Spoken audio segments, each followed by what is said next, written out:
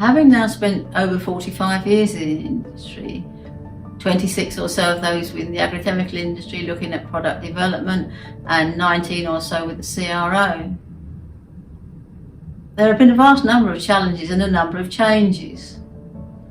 But if I had to pick out one that I think is most significant, it's in the area of product safety. The agrochemical industry is looking for safer molecules right from the chemist's bench stage of development. And once we get to us in the CRO, the battery of tests we have to look at product safety is wider than it's ever been, and we are getting to a point where perhaps people are as confident as they can be that what is now going on the market has had a full raft of testing and is as safe as it can be, bearing in mind the purpose it's been developed for. I think they're looking for two things really, or predominantly two things. They're looking for expertise in the field to ensure that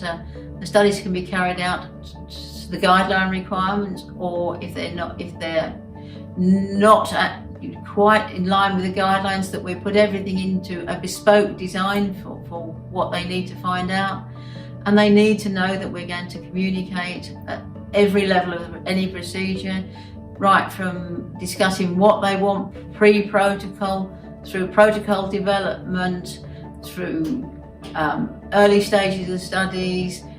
right through up to reporting, that any difficulties will be raised with them as soon as they are, any delays, so that any issues can be discussed and worked through, and they'll know that we'll do our best for them. We'll treat them as an individual.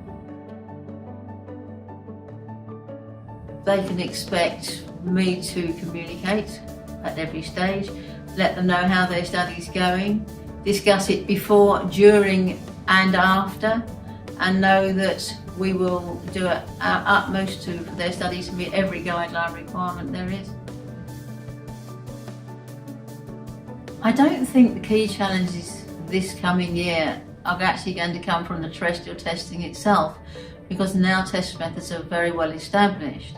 I think the challenges are going to come from the increasing demands for analysis, and particularly from those for stereoisomers. And I think this is going to involve much more our chemistry department, who are not only very experienced but are just across the corridor from us. And we are going to be seeing a lot more discussion, a lot more development,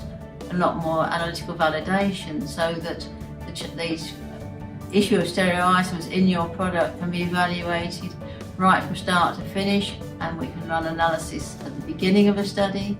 during a study if need be, depending on the length, and at the end. We can follow the profile of your material and support your